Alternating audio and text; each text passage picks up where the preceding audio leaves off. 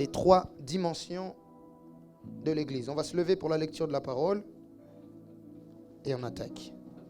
Matthieu chapitre 16, le verset 18.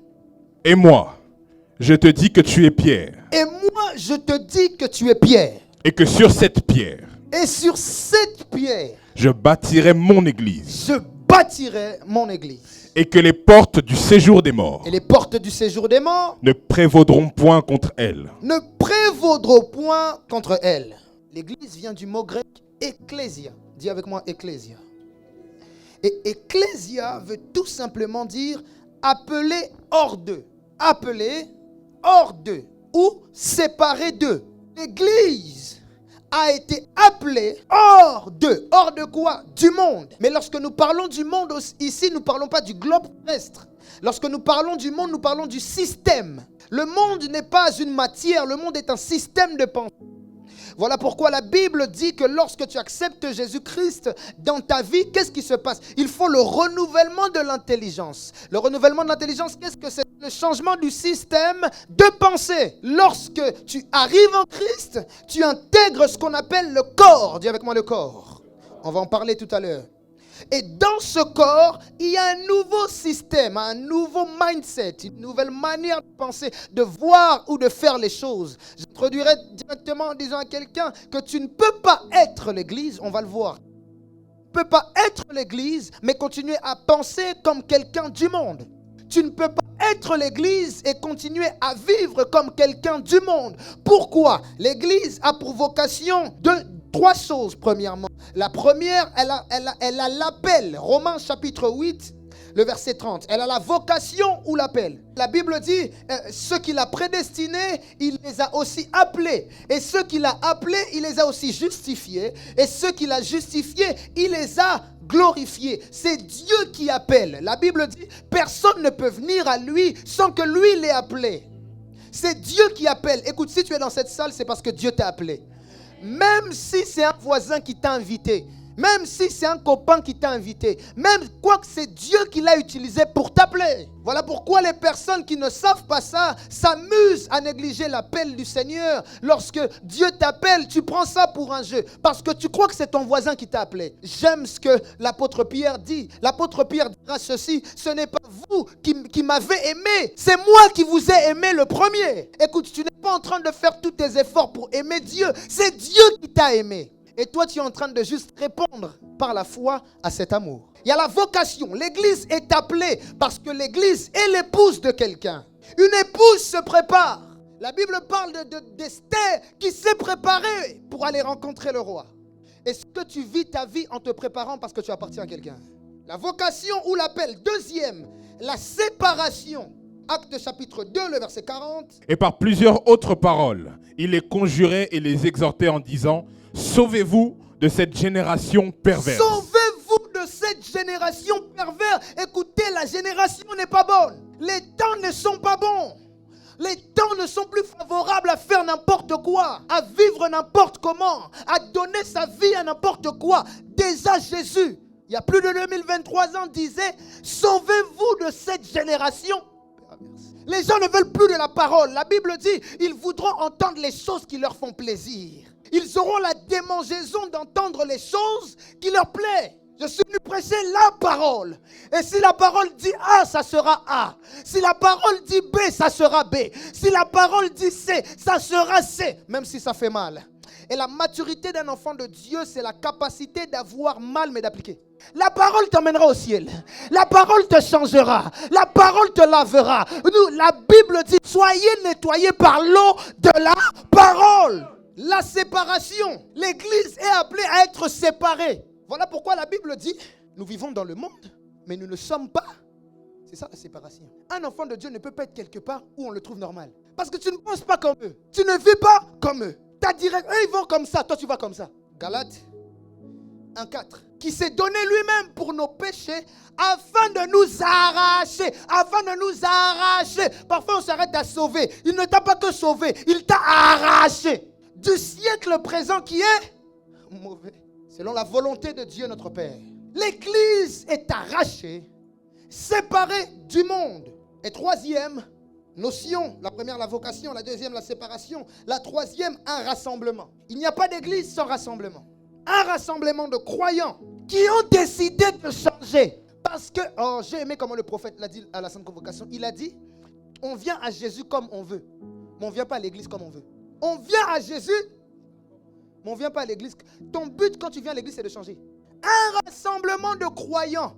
Tu dois croire que celui qui est à côté de toi, c'est ton frère. Celui qui est à côté, on n'a pas besoin de se connaître. On fait partie du même corps. On n'a pas besoin de se connaître. Dès qu'on te dit, lui il est chrétien, c'est mon frère.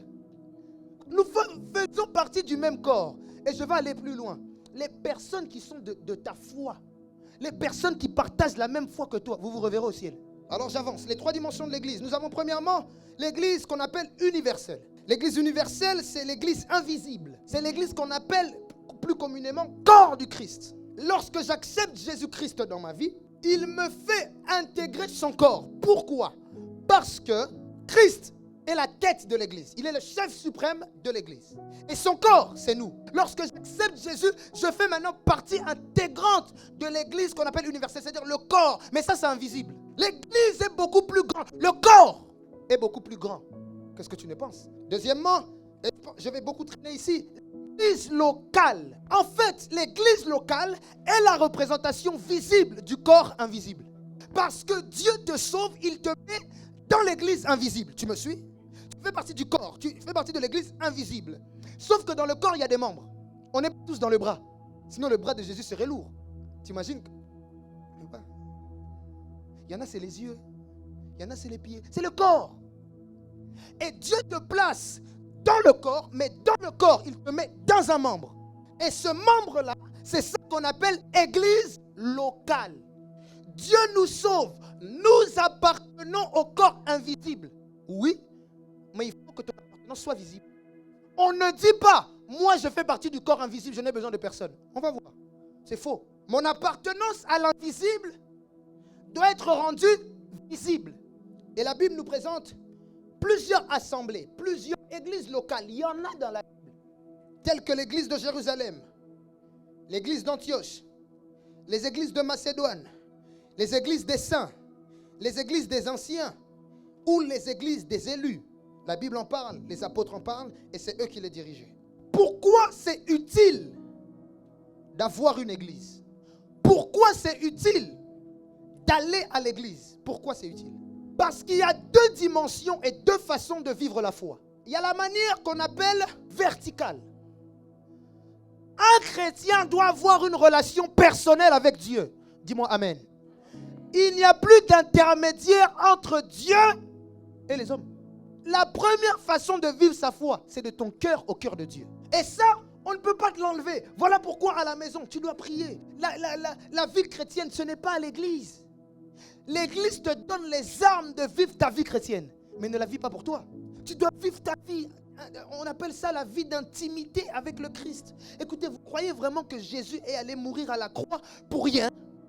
Si Jésus est parti mourir à la croix, c'est premièrement parce qu'il voulait avoir une relation personnelle avec toi.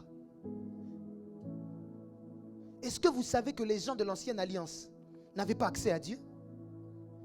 Pour avoir accès à Dieu, vous savez toutes les manigances qu'ils devaient faire? Il y a un homme qui pouvait aller au temple une fois par an, juste pour qu'eux parlent avec Dieu.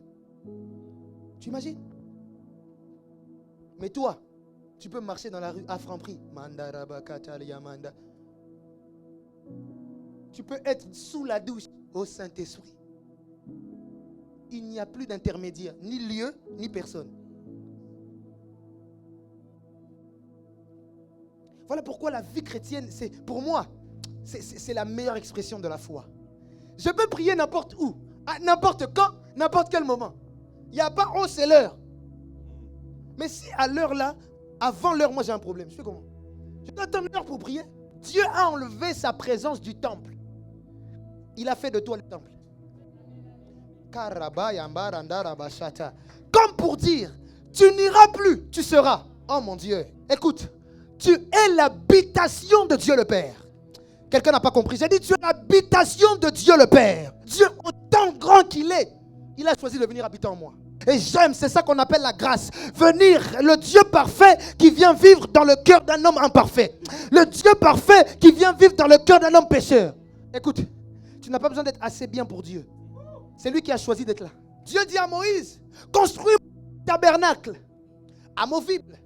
Partout où vous irez, vous pourrez vivre ma gloire et venir à ma rencontre. Vous savez, dans le tabernacle, il y avait 3 dimensions.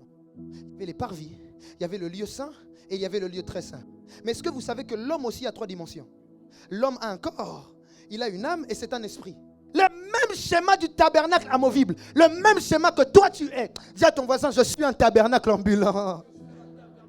Dis-lui, je suis un tabernacle moi-même. Je suis venu annoncer à quelqu'un cet après-midi, le meilleur endroit où Dieu peut vivre, c'est en toi. Le meilleur endroit où Dieu peut être à l'aise, c'est en toi. Le meilleur endroit où Dieu veut s'exprimer, c'est en toi. Dis avec moi, je suis le tabernacle.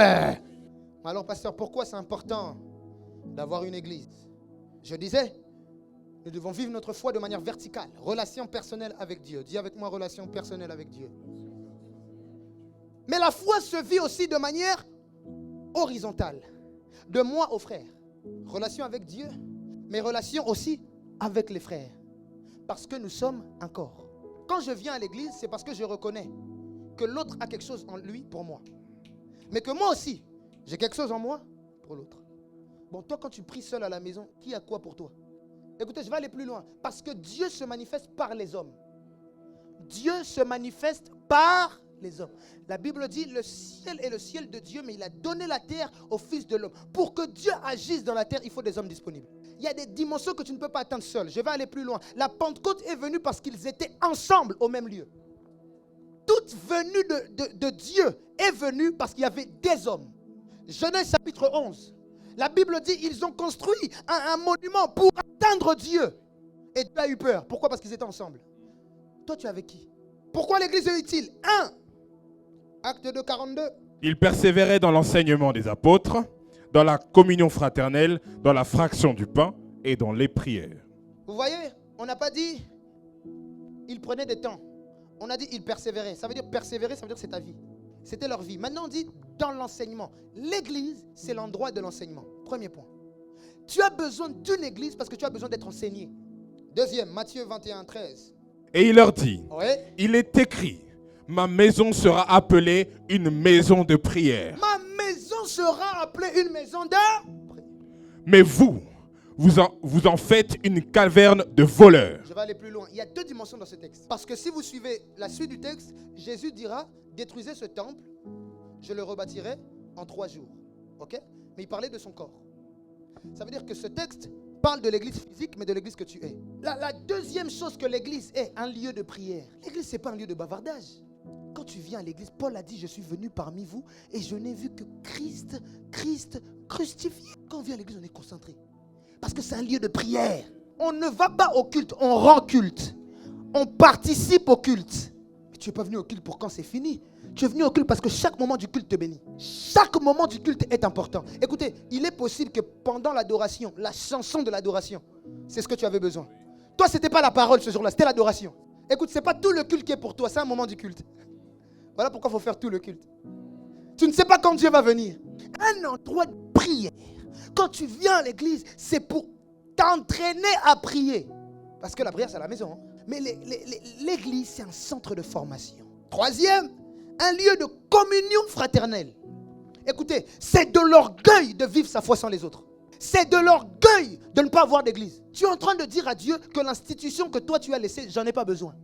Moi j'ai besoin de toi. Dieu te dit non, tu as besoin de l'église. Lui dit non, moi j'ai besoin de toi. Tu as besoin de moi, mais tu dois m'apprendre. J'ai mis des gens, j'ai mis une institution pour que tu t'approches de moi. Ils ne prennent pas ma place. Ils te feraient un chemin. Attention, tu ne rencontres pas l'institution. Tu rencontres le chef de l'institution.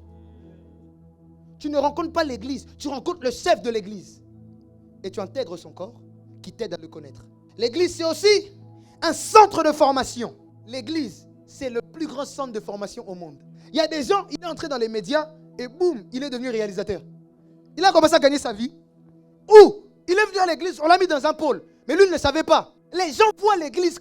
En fait, les gens ont réduit l'église à Alléluia, Hosanna. Jésus. Écoute, l'église, c'est un lieu d'opportunité. Peut-être toi, tu chantes. Tu ne sais pas, à l'église, tu vas rencontrer un producteur. À l'église, fais tout. Parce que, je vais aller plus loin. Il y en a qui se demandent, mais comment je vais trouver mon couloir? En faisant tout. C'est en faisant qu'on découvre. La Bible dit, Déborah s'est levée comme une mère. Mais elle était aussi prophétesse. Elle était aussi juge. Toi, tu fais quoi pour que Dieu te voie?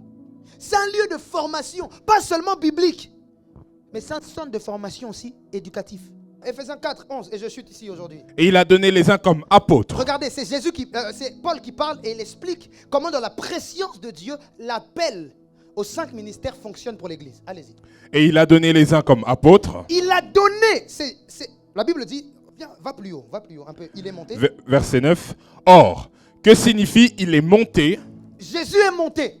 Sinon qu'il est descendu. Il est descendu. Dans les régions inférieures de la terre. Dans les régions inférieures de la terre. Celui qui est descendu. Celui qui est descendu. C'est le même qui est monté au-dessus de tous les cieux. C'est le même qui est remonté. Au-dessus de tous les cieux. Oui. Afin de remplir toutes ces choses. Oui. Il a donné les uns comme apôtres. Il a donné les uns comme apôtres. Les autres comme prophètes. Prophètes. Les autres comme évangélistes. Évangélistes. Les autres comme pasteurs. Pasteurs. Et docteurs. Pour le perfectionnement des saints en vue de l'œuvre du ministère et de l'édification du corps de Christ. Mon rôle, c'est de te former afin que tu atteignes les buts de Dieu sur la terre. Le perfectionnement des saints et l'œuvre du ministère. Quand on parle du ministère, on parle du service. Le service, appel. Tout ça, c'est la même étymologie. Et deuxième chose, c'est de t'édifier. L'Église est une famille. C'est vrai. Il y a les réalités de l'Église. Il y a des difficultés, c'est vrai. Mais à l'Église, j'ai trouvé des frères qui sont mes frères jusqu'à aujourd'hui. L'Église, c'est une famille. Maintenant, question. Dis à ton voisin, question. Chaque enseignement de ce mois, nous allons finir par une question. Tu vas aller réfléchir à la maison. Pourquoi ce que tu ne fais pas dans ta famille, tu le fais à l'église? Pourquoi ce que tu ne fais pas dans ta famille, tu le fais à l'église? Pourquoi pour un rien, tu pars? Pour un rien, tu changes? Pourquoi? Demande à ton voisin pourquoi. Pourquoi ce que tu supportes dans le charnel, tu n'arrives pas à le supporter dans le spirituel? Parce qu'en fait, les gens disent l'église est une famille, mais ils ne le pensent pas. Ils ne le pensent pas. Ils sont là parce que ça leur plaît. Mais quand ça devient dur, quand il y a des crises, c'est là que tu sais qui est la famille. Si Dieu a mis des hommes imparfaits à la tête de l'église, c'est qu'il savait qu'il y aurait des imperfections. Et quand la Bible parle de la fidélité, c'est que la fidélité est un choix. Il n'y a personne qui est parfait. Même la personne que tu aimes le plus, un jour, tu auras une raison de lui être infidèle. Mais Dieu veut que tu fasses le choix de rester fidèle. C'est un choix. Hébreux 10, 25, et on finit. N'abandonnons pas notre assemblée, comme c'est la coutume de quelques-uns. Mais exhortons-nous réciproquement, et cela d'autant plus que vous voyez approcher le jour. N'abandonnez pas vos assemblées. Et l'abandon, ce n'est pas seulement physique. Même si Dieu fait que tu t'es déplacé parce que tu n'habites plus là-bas ou pour une quelconque raison tu t'es déplacé, ne parle pas. Pars en paix. Si Jésus est le chef de l'église, c'est qu'il combat pour l'église. Et je n'aimerais pas que tu sois dans le camp de l'ennemi. La Bible dit, si Dieu est avec nous, c'est bon. Mais si Dieu est contre quelqu'un, qui le défendra? L'église, c'est aussi un endroit où on aura des frustrations. L'église, c'est aussi un endroit où on aura des incompréhensions. L'église, c'est aussi un endroit où on aura des blessures. Mais je pense que vous venez de constater que les mauvaises choses sont beaucoup moindres que les bonnes. J'aimerais nous inviter à prier aujourd'hui. Nous allons répéter. Seigneur Jésus, j'ai écouté ta parole et je viens à toi. C'est vrai, mon cœur a été blessé. Mon cœur a été touché. Mon cœur a été meurtri. Mon cœur a été empoisonné. Mais papa, je reconnais que dans cette institution que tu as établie, il y a encore des bonnes choses pour moi. Il y a encore des bons pasteurs pour moi. Il y a encore des bons leaders pour moi. Il y a encore des personnes responsables. Même s'il y a eu du faux, il y a du vrai aussi. Alors papa, console-moi. Console-moi. Au nom de Jésus-Christ.